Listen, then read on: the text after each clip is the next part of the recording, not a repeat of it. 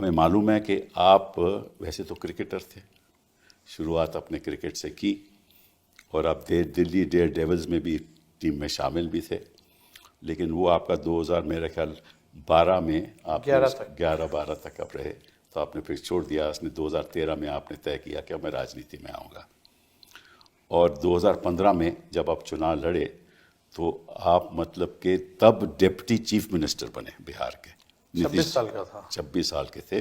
मेरे ख्याल हिंदुस्तान के इतिहास में ऐसा कभी हुआ नहीं जी। और फिर दोबारा आप डिप्टी मिनिस्टर बने 2022 में।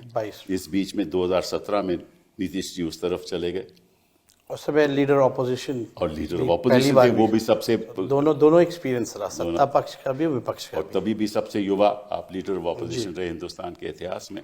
तो बिहार में समझ लीजिए कि एक नई शख्सियत की लहर आई थी, मैं समझता हूँ, और बिहार का फ्यूचर आपके हाथ में है। मैं समझता हूँ हार जीत तो होती रहती है, लेकिन बिहार का फ्यूचर आपके हाथ में है, और अगले 5 साल बताएंगे कि क्या होने वाला है, क्या नहीं होने वाला। लेकिन आज जो हम चर्चा करेंगे वो आपसे इस बात की चर्चा करेंगे कि 2020 में तो आपकी 75 सीटें आईं, तो ये कम होकर 25 कैसे हो गई? इसके कारण क्या है आपके हिसाब से? मेरे भी कुछ इसमें ख्याल है, मैं बाद में करूँगा। देखिए, ये बात तो कोई भी डाइजेस्ट नहीं कर रहा, खासतौर पे बिहार की भी जनता से भी बात की जाए आज भी, तो उनको भी ये पच नहीं रहा बात।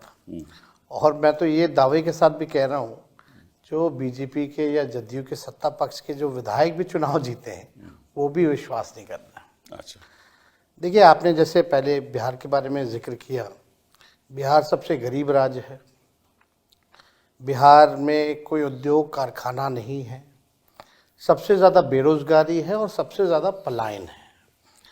और ख़ास तौर पर अगर बात की जाए शिक्षा स्वास्थ्य के बारे में, तो सबसे फिसड्डी राज्यों में से है।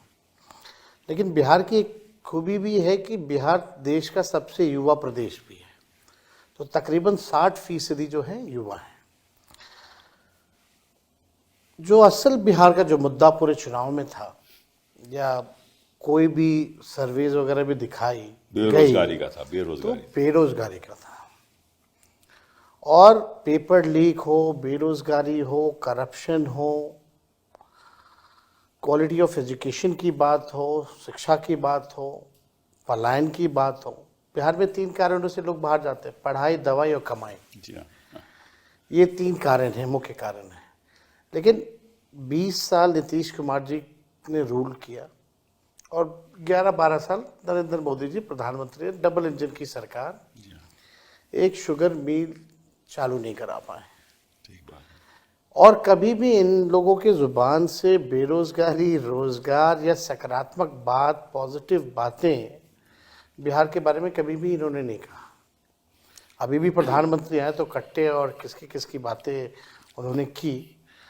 लेकिन 2020 में सबसे पहले हमने ये घोषणा की थी कि अगर हम मुख्यमंत्री बनते हैं तो पहले कैबिनेट मीटिंग में पहला कलम अगर मेरा चलेगा तो 10 लाख नौजवानों को सरकारी नौकरी देंगे। लोगों ने बढ़ चढ़ करके जो है हम लोगों को सपोर्ट किया, और केवल डिफरेंस जो था 20 में वो 12,000 वोटों का था, हमारे अलायंस में और उनके अलायंस में।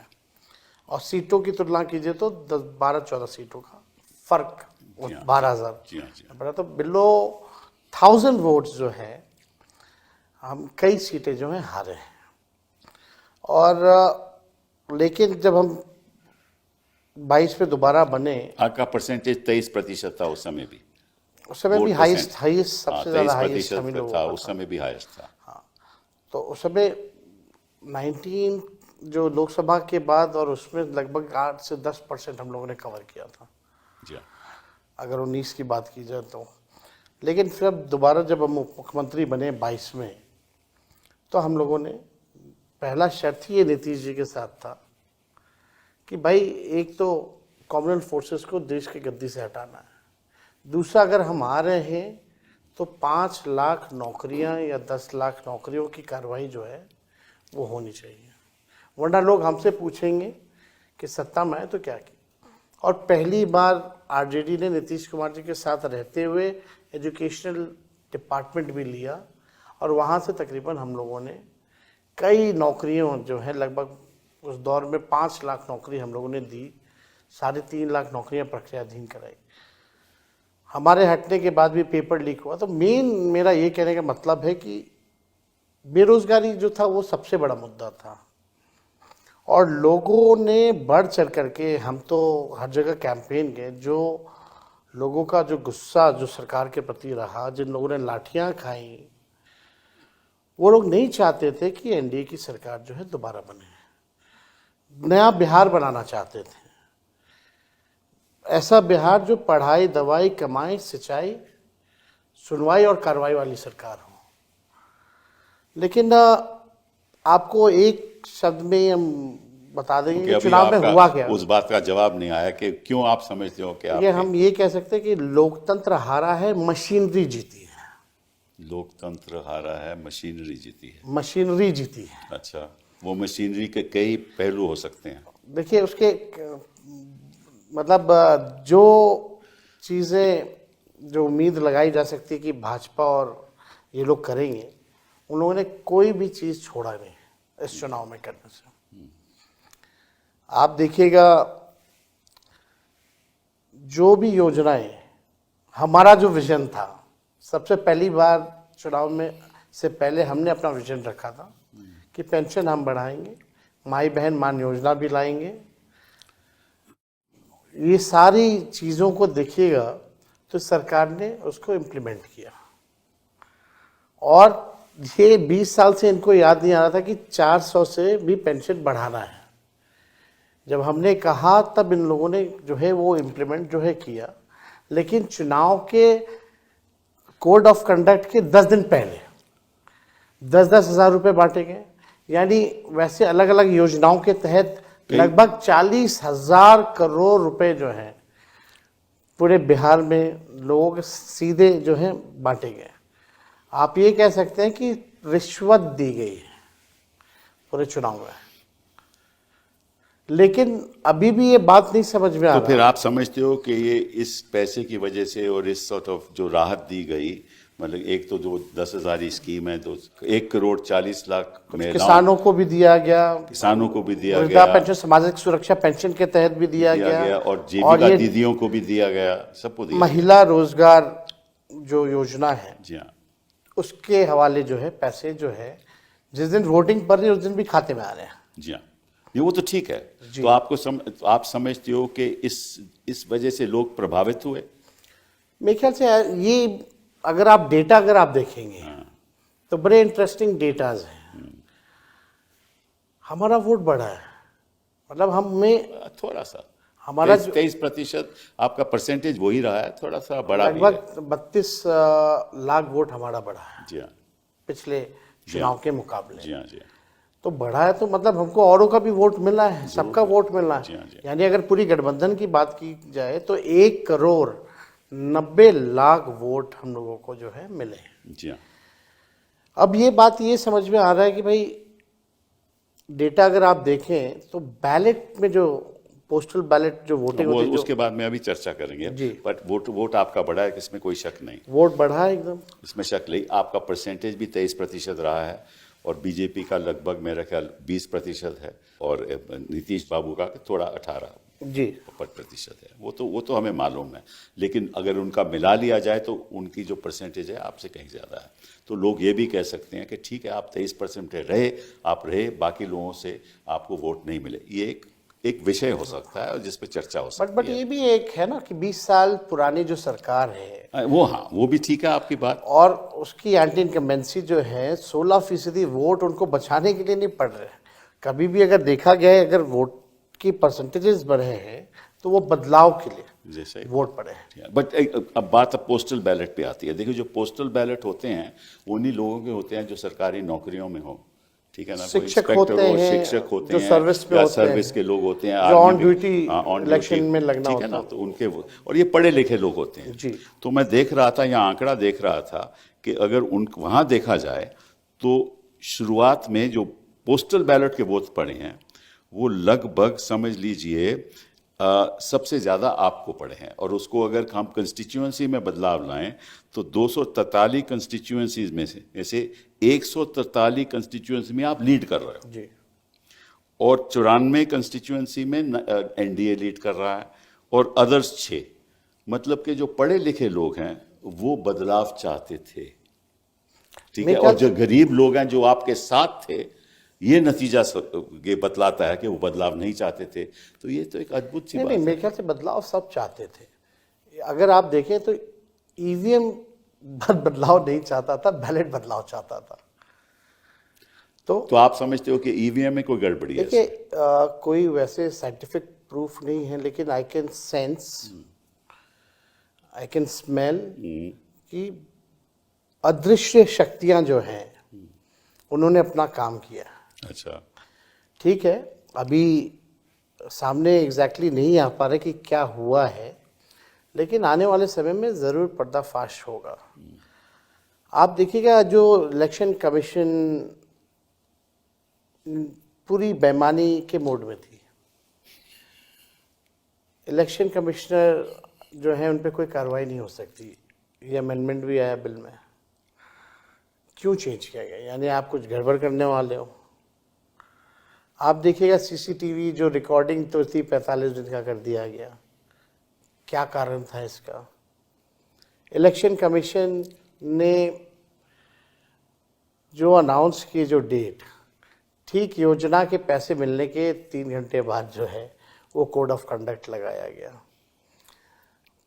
जितने भी हमारी शंकाएं थी, कंफ्यूजन जो था, कभी भी इलेक्शन कमिश्नर ने इसको क्लियर नहीं किया। हमारी जितनी शिकायतें थी उसको नहीं सुना गया। तो उसमें इलेक्शन कमीशन ने डिस्क्रिमिनेट नहीं किया। उत्तर प्रदेश से भी शिकायतें आए, उन्होंने नजरअंदाज कर दिया। हरियाणा से आए तो नजरअंदाज, महाराष्ट्र से आए तो नजर, तो वो तो बड़ा इक्वालिटी में है। वो मतलब कि वो सामान्य तरीके से आप ये कह सकते हैं बिहार चुनाव में लेवल प्लेइंग फील्ड नहीं था। कौन से चुनाव में लेवल प्लेइंग फील्ड थी? किसी में नहीं होता। तो ये जो हालत जो बन रहे हैं, तो चुनाव का कोई मतलब नहीं रह गया, सब कुछ फिक्स्ड है। चलिए, आपको मैं एक आंकड़ा जो मेरे पास है वो आपको बताता हूँ, आपकी राय भी चाहता हूँ मैं, कि अगर जब असेंबली का इलेक्शन होता है, उससे पहले पार्लियामेंट में होता है, फिर असेंबली का इलेक्शन हुआ, तो उसमें जो वोटों का अंतर होता है, हाँ, वो लगभग 3 से 6% तक बढ़ता है जी। और ये मैं आपको उदाहरण दे रहा हूँ, जैसे कि हरियाणा में हुआ 24 में पार्लियामेंट का इलेक्शन हुआ और फिर असेंबली का जब इलेक्शन हुआ तो जो वेट परसेंटेज जो बढ़ा वो केवल 6.2%, और झारखंड में भी वोट बढ़ा 3.5%, और महाराष्ट्र में बढ़ा 12.2%, और बिहार में बढ़ा 15.6%। मतलब के 6 महीने के अंदर 15.6% की बढ़ोतरी हुई पॉपुलेशन में। ये कैसे हो सकता है? ये इसका मतलब ये हुआ कि किसी तरीके से वोटों की संख्या बढ़ाई गई। आपको हम ये बताना चाहेंगे, पहले वोट पड़ते थे बैलेट से भी, तो शाम तक बता देते थे इलेक्शन कमीशन कि इतने परसेंटेज वोटिंग पड़ी है, इतने महिलाओं ने दी, इतने पुरुषों ने दिए। इस बार तो महिला पुरुष का बताया ही नहीं, और उस दिन 2 दिन तक तो इन लोगों ने वोटिंग ही परसेंटेज नहीं बताया कि कितने वोट पड़े हैं एक्चुअली में। मेरे को प्रेस कॉन्फ्रेंस करना पड़ा, फिर भी बेशर्मी इतनी कि जो दूसरा फेज का चुनाव खत्म हुआ उसके साथ इन लोगों ने इकट्ठे दिया। तो ये छुपाने वाली बात मेरे को पची नहीं। अब हमको ये लगता है कि ये वोट बढ़ाने की जो एक बड़ी साजिश है, वोट बढ़ाना ये मतलब मशीन बढ़ाओ। मशीन कैसे बढ़ेगा? तो बूथ की संख्या बढ़ा दो। तो ये पूरा खेल जो है, बूथों को बढ़ाया गया। बूथ बढ़ेंगे तो स्वाभाविक रूप से मशीनें बढ़ेंगी। मशीनें बढ़ेंगी तो इनकी जो अभी तो हम कोई ऐसा एविडेंस नहीं ला सकते, but I can sense it कि कुछ गड़बड़ है, कि कुछ ना कुछ ये लोग करते हैं। अगर आप एक बूथ पे भी अगर 20 वोट मैनेज कर लो तो उसकी बड़ी संख्या हो जाती है। और इस बार हम लोगों ने कई सीटें जो हैं बहुत कम मार्जिन से भी हम लोग हारे हैं। तो लेकिन जो नतीजा जो आया 200 से भी ऊपर सीटें एनडीए को छपाने आ वाला रही था। हैं, ये कोई भी या महाराष्ट्र का हो, इसको कोई बाय नहीं कर सकता। सर्वेज भी होते हैं, सैंपल्स भी आते हैं, तो यही तो मैं कह रहा था, आप देखिएगा जितना बड़ा आपका जो वोट पड़े हैं आपके इस बैलेट में, उतने कितनी बड़ी एजेंसी हो उससे ज्यादा तो यही तो मैं कह रहा हूँ, जो सैंपल भी नहीं पोस्टल लेते बैलेट वो। से जो वोट हैं वो 1,77,000 लगभग, और जो सर्वे होता है लगभग वो 40,000 45,000 मैक्सिमम का सर्वे होता है। तो अगर सर्वे कहता था, सर्वे भी ये नहीं कह रहे थे कि इनकी 202 सीटें आएंगी 243 में, ये सर्वे भी नहीं ये कह रहा था। लेकिन अगर आपका सैंपल पोस्टल बैलेट पर 1,77,000 है, जो सर्वे जो करते हैं उनसे कहीं ज़्यादा है, तो नतीजे हैं वो उस तरीके से आए क्यों नहीं। और इस पे बारे में जो हम चर्चा कर रहे हैं, आपको बड़ी शंकाएं हैं कि किसी तरीके से ये मैनेज हुआ है। मतलब आपके आप हिसाब अगर से। बिहार देखें तो एक बड़ा प्रदेश है, सीमांचल का इलाका है, मगध का इलाका है, चंपारण का इलाका है, पूर्वांचल इलाका है, कोसी का इलाका है, तो वहां तो हर जगह एक ही सीमांचल पैटर्न से सीमांचल तो ओवैसी साहब ने आपको बोला, तो देखिए वो वहाँ भी अभी काफ़ी चीज़ें जो हैं डेटा आएगा उस हिसाब से हम लोग बात करेंगे, लेकिन वो भी पोजीशन वहाँ बहुत बढ़िया था हम लोगों का, जो ग्राउंड जो रियलिटी थी, बहुत सब लोग एक पक्ष में जो है। पिछली बार तो आप लोगों को बहुत सीटें आई थी उस तरफ से, वहां से। नहीं, वहाँ से भी हमेशा आता रहा। खैर जो भी बातें हैं, सीट तो हम कह सकते हैं कि ये पूरा चुनाव जो है बड़ी बेईमानी हुई है, और जैसे हमने पहले भी कहा कि मशीनरी की जीत हुई है। तो मशीनरी, बिहार में जब चुनाव तो इकलौता राज्य होता है। मैं आपको एक उदाहरण देना चाहता हूं, जो मैंने खुद एक प्रेस कॉन्फ्रेंस की थी और शायद आपने देखी भी हो, कि हरियाणा से कुछ स्पेशल ट्रेन चली थी। स्पेशल, तो जो सवाल उठाए गए कि भाई आप स्पेशल ट्रेन क्यों चला रहे हो, क्योंकि सीधे वो बिहार जा रही थी, हरियाणा से बिहार जा रही थी। तो चुनाव आयोग ने ये बताया और रेलवे मिनिस्ट्री ने बताया, और जब हमने सवाल उठाया कि भाई ये ऐसा है कि ये सडन अनशेड्यूल जब रश हो जाता है तो फिर हम अनशेड्यूल्ड ट्रेन चलाते हैं ताकि लोगों को तकलीफ ना हो।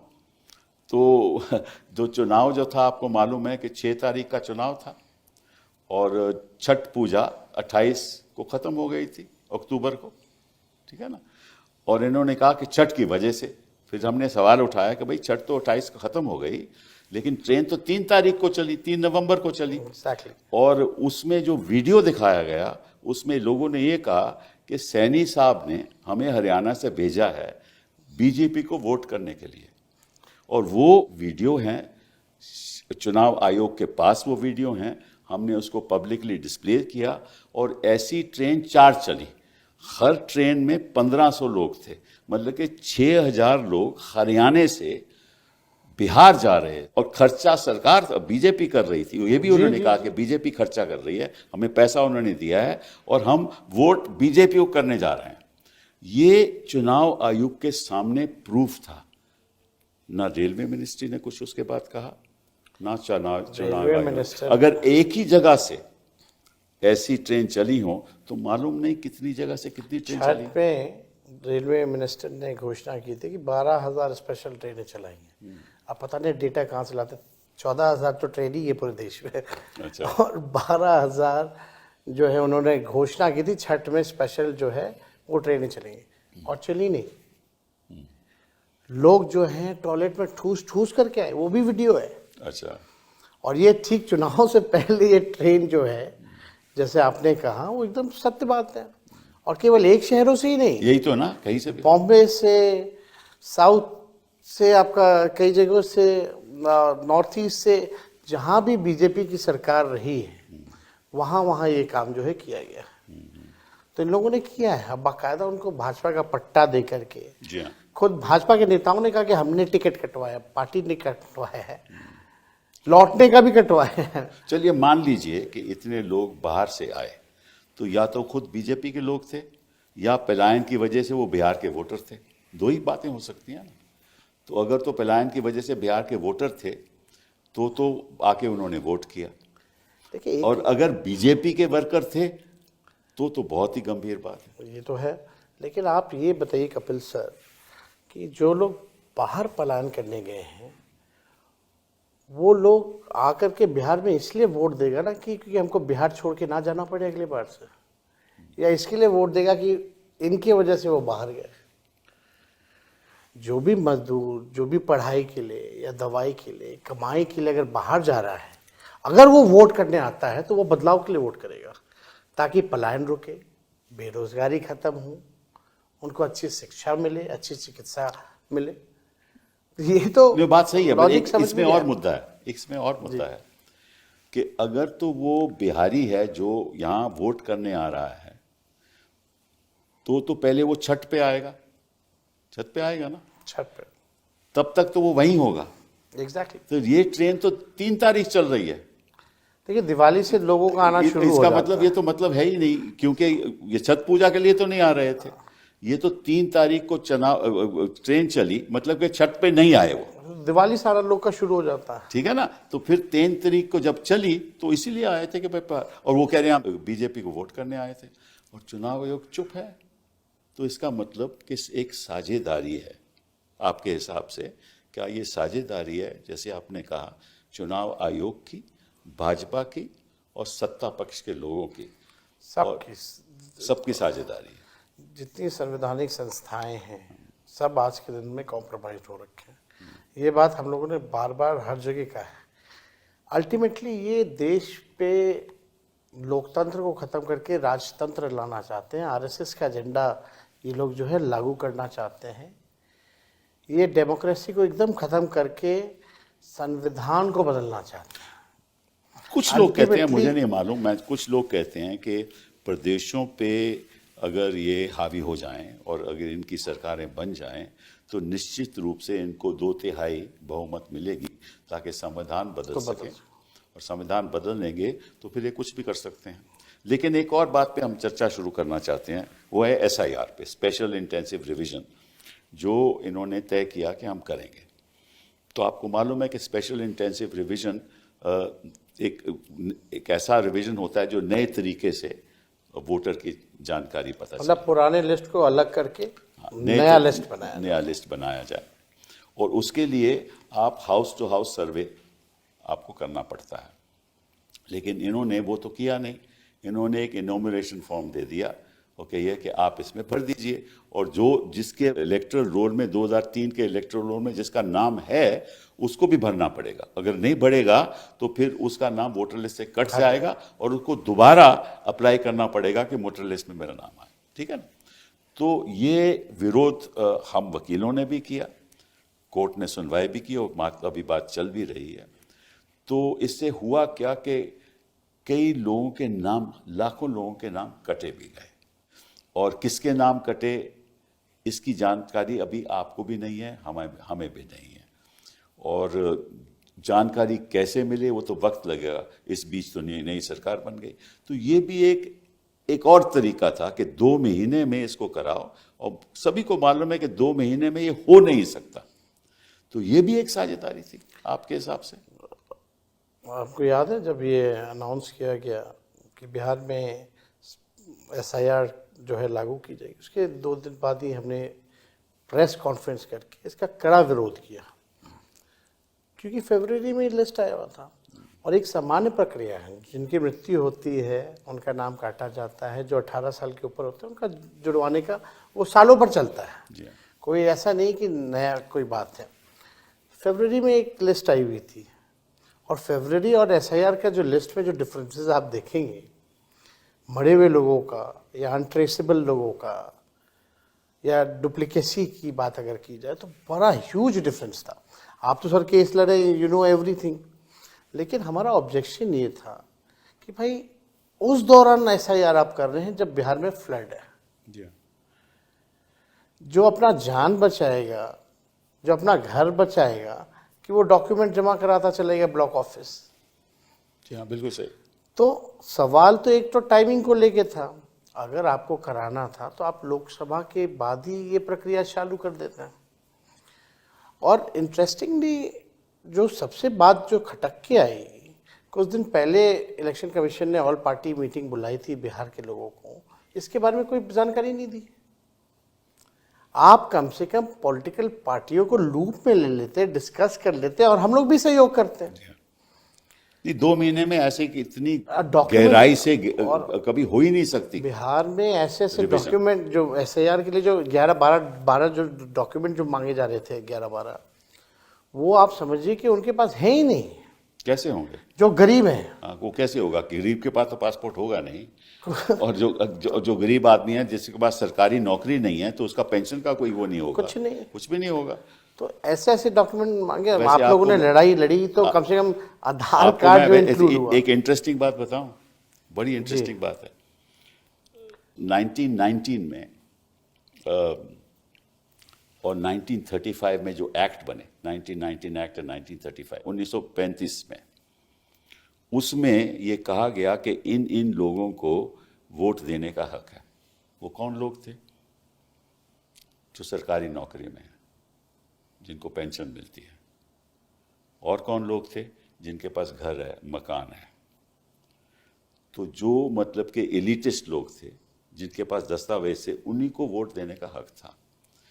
तो ये इन्होंने जब कहा कि आधार को हम नहीं मानेंगे, और ये जो उन्होंने कैटेगरीज दी कि पासपोर्ट वाले लोग, पासपोर्ट वाले तो वही लोग हैं जो बाहर जाते हैं, जिनके पास पैसा है। फिर पेंशन वाले लोग जो नौकरी में हैं। इंटरेस्टिंगली आधार को पहले लिंक किया गया था, इलेक्शन कमिशन ने किया था। I know that, duplicacy but अभी तो विरोध कर रहे थे ना कि आधार फिर बाद में आधार भी मानते नहीं है। मतलब कि जो प्रक्रिया इंडिपेंडेंस से पहले चली आ रही थी कि किन किन लोगों को हक है वोट करने का, वही इंडिपेंडेंस के बाद बिहार में 2025 में हो रहा था। हमने विरोध किया कि बिल्कुल गलत है, ये इंक्लूसिव होना चाहिए। देखिए, इलेक्शन कमीशन का रवैया होना चाहिए कि जितने वोटर ज्यादा हो उतनी अच्छी बात है। क्योंकि आपको मालूम है, जब गृह मंत्री जी बिहार में पहली बार गए तो उन्होंने क्या कहा कि हम तो ये चाहते हैं कि ऐसा हो, रिवीजन हो, ताकि जो घुसपैठिए हैं जो आए हैं बिहार में, उनका वोटर लिस्ट में नाम नहीं होना चाहिए। तो आप बताइए कि इसी एक घुसपैठिए का आपका नाम पता चला? वो तो इलेक्शन कमीशन ने कहीं कैटेगरी में भी नहीं रखा था, नहीं रखा ना, तो ये ना ही कुछ था। आप देखिए कि इससे पहले भी झारखंड का चुनाव हुआ, वहां भी घुसपैठिया ही मुद्दा उठाया गया। बिल्कुल बिल्कुल। अब वहां क्या खत्म हो गया? अब अमित शाह, मोदी जी का ध्यान उधर नहीं जा रहा। अब बिहार में चुनाव है तो घुसपैठियों की बात की जा रही है। और आश्चर्य लगता है हमको कि इलेक्शन कमीशन जब सुप्रीम कोर्ट में एफिडेविट करता है, तब उसमें इसका जिक्र नहीं है, और उसके बाद भी प्रधानमंत्री वहां जाके घुसपैठिया की बात कर रहे हैं। अभी भी शुरू कर दिया। अगर आया है घुसपैठिया, तो आपकी 11 साल से सरकार है, बिहार में 20 साल से सरकार है, क्या कर रहे हैं आप लोग? फिर सवाल तो ये अपने ऊपर खड़ा कर रहे हैं। लेकिन इनका तो पुराना ओल्ड फॉर्मूला है, डिवाइड एंड रूल, जो अंग्रेजों का था कि आप हिंदू मुसलमान करो, नफरत की भाषा इस्तेमाल करो, आप जो है लोगों में, समाज में तनाव का वातावरण पैदा करो। जो मूल प्रश्न है, जो एजेंडा है, पढ़ाई, दवाई, कमाई, सिंचाई, शिक्षा, स्वास्थ्य, सारी चीज़ें, ये सब अलग करो और हिंदू मुसलमान का माहौल बनाओ। और इसमें आज की जो गोदी मीडिया जो है, 70% हिंदू और मुसलमान पे इनका डेली एजेंडा, और इनका डेली जो शाम में जो प्रोग्राम कराते, 70% इस पे रहता है। कभी पढ़ाई के बारे में नहीं, देश के तरक्की के बारे में नहीं, गरीबी के बारे में नहीं।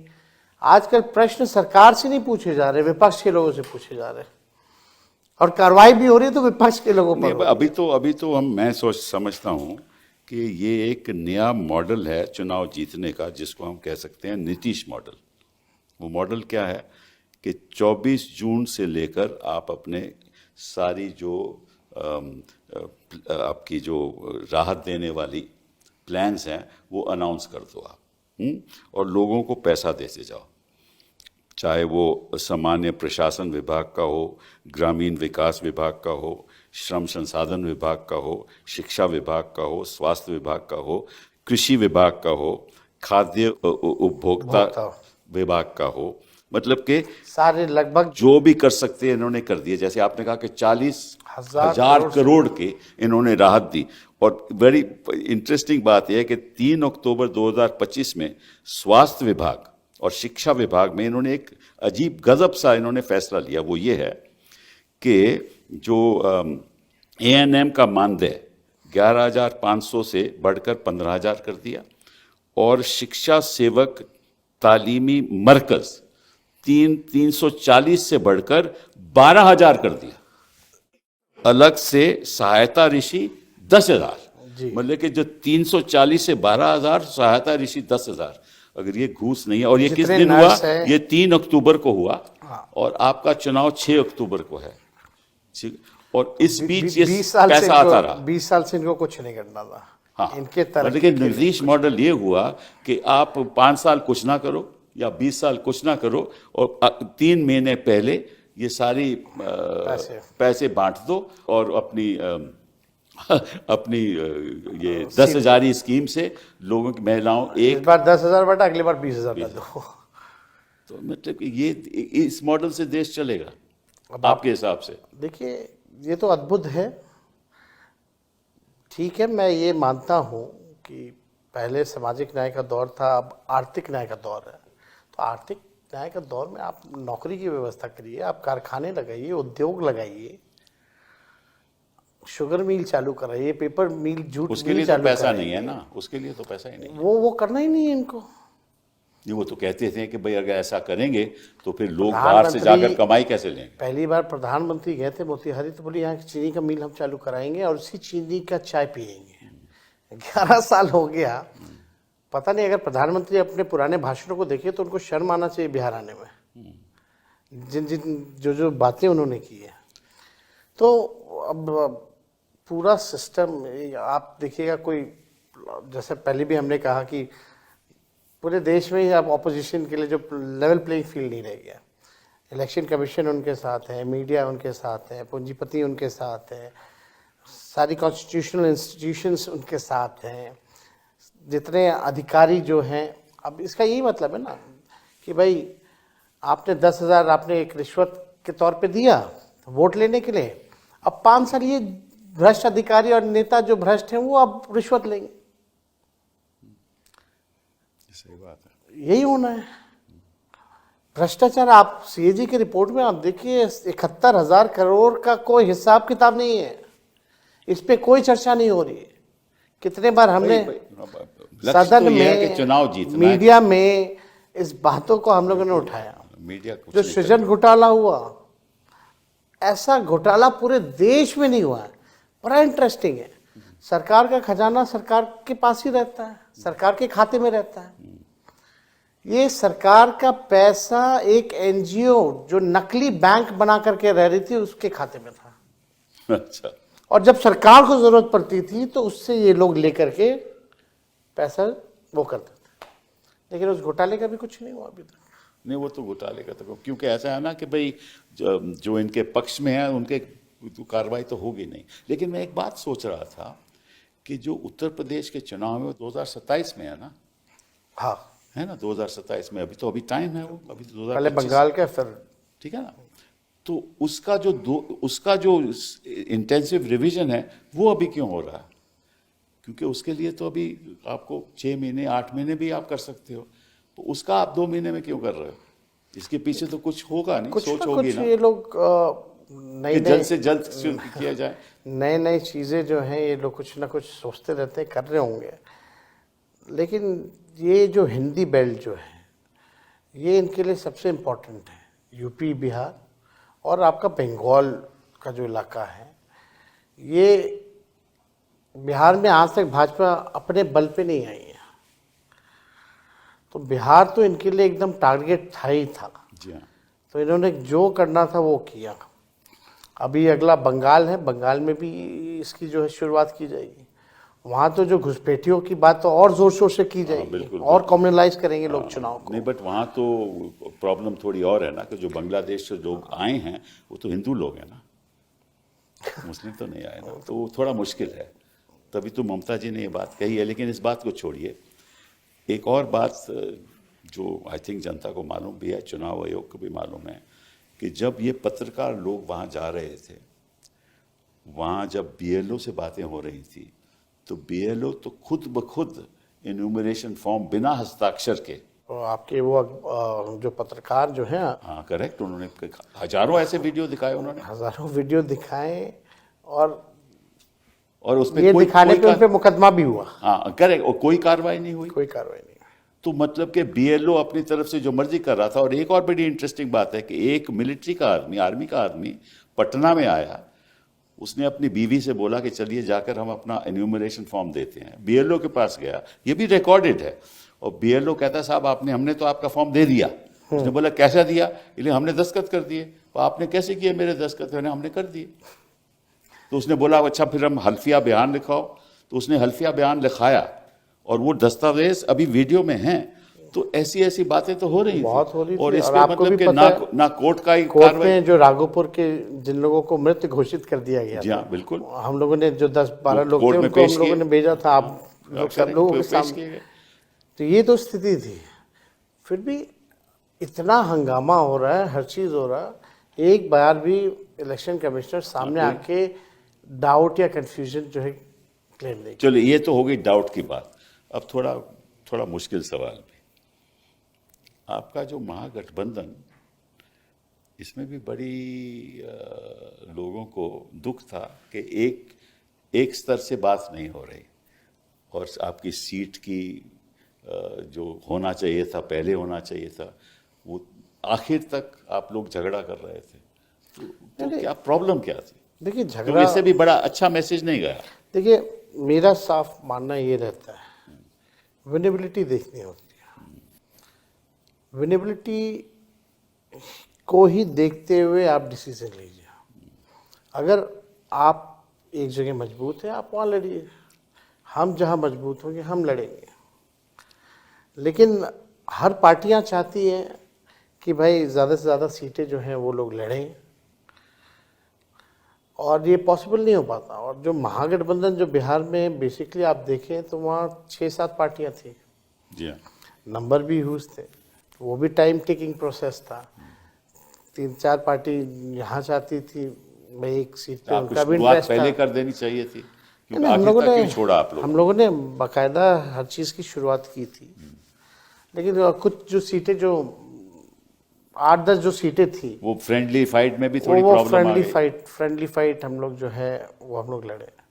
हालांकि ये तो हर दूसरी तरफ एनडीए में भी बहुत ही इसकी खिचपिच हुई। उनके लीडर्स ने तो खुल करके ट्वीट भी किया कि हम संतुष्ट नहीं हैं, हमारे साथ नाइंसाफ़ी हुई है, ये भी क्या, लेकिन लोग साथ में थे। फिर अल्टीमेटली ये इतना बड़ा मुद्दा नहीं है।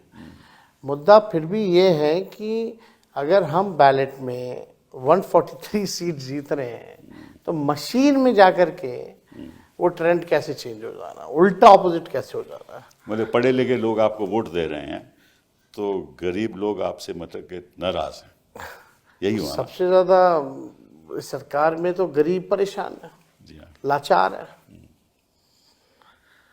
शराबबंदी के नाम पे आपको हम बताना चाहते हैं, इंटरेस्टिंग डेटा है, 9 लाख जो है मुकदमे हुए हैं।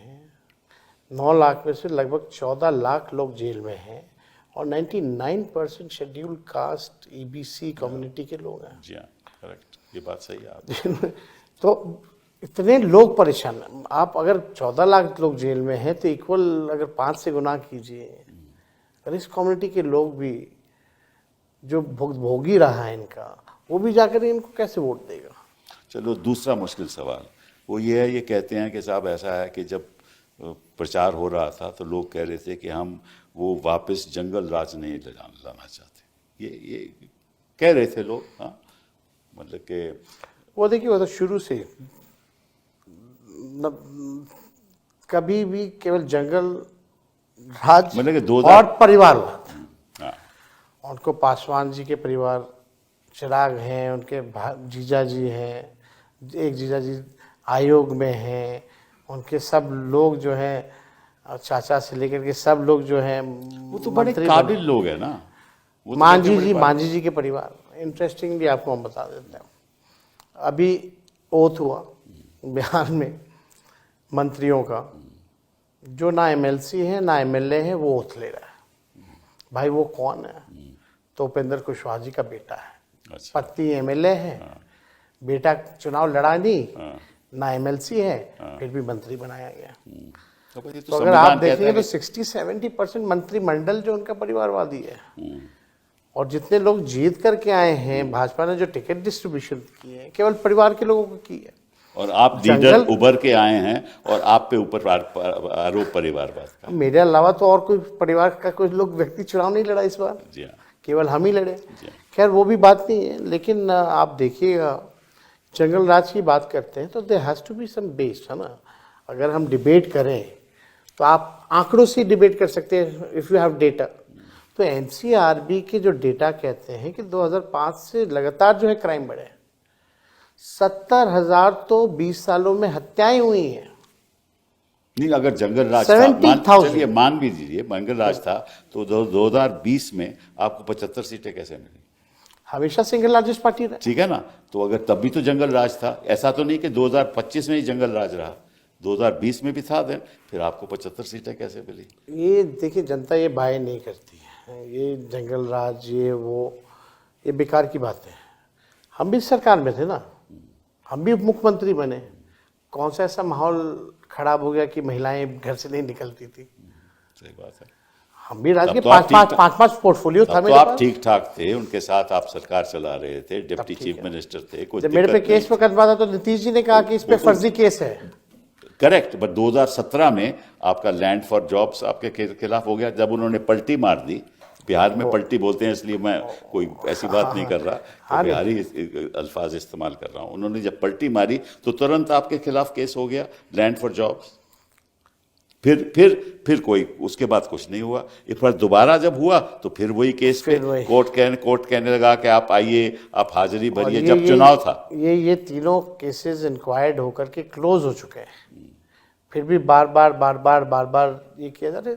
देखिए, ठीक है, तंग कर सकते हैं, और क्या, मशीनरी का मतलब दुरुपयोग कि कर सकते अदालतों का इस्तेमाल करो, पैसे का इस्तेमाल करो, हाँ, और मतलब कि ब्यूरोक्रेसी भी आप और अपने हिसाब ब्यूरोक्रेसी से का इस्तेमाल करो, उन्हीं लोगों को बैठाओ जो मीडिया का इस्तेमाल करो, उद्योगपतियों का इस्तेमाल करो, हाँ, और षड्यंत्र कुछ भी अपनाओ, क्योंकि लक्ष्य है कि चुनाव जीतना। बाबाओं का भी इस्तेमाल करो। जितने इनके जो लोग हैं वो भी नहीं छोड़ते ना ये। जी हाँ। खैर, इनका अपना काम है, तानाशाही ठीक है, कुछ दिन और चलेगी, लेकिन ये हमेशा चलने वाला नहीं है। और हम जैसे नौजवानों को जो है खड़े रहना पड़ेगा। इनके डराने धमकाने से डरना नहीं होगा, इनके लालच देने पे हम लोगों को लालची नहीं बनना पड़ेगा, बल्कि हम लोगों की जिम्मेवारी है इस देश के लोकतंत्र और संविधान की रक्षा करने के लिए। ये कुछ भी करेंगे, हमारे नेता लालू जी ना झुके, ना ये पार्टी कभी बीजेपी के साथ कॉम्प्रोमाइज़ किया, ना तेजस्वी कभी कॉम्प्रोमाइज़ करेगा। हम लोग लड़ने वाले लोग हैं, जीतता वही है जो लड़ता है। ठीक है, समय हमारे साथ है, जनता अन्याय देख रही है, समय आएगा, ये सब इनकी जो भावना है देश के संविधान को मिटाने की, एक तरफा राज करने की, इनका सपना ज़रूर टूटेगा। इसी बात से हम आपसे बड़ा शुक्रगुजार हैं कि आप हमारे शो पे आए। बहुत बहुत धन्यवाद। शुक्रिया। नमस्कार।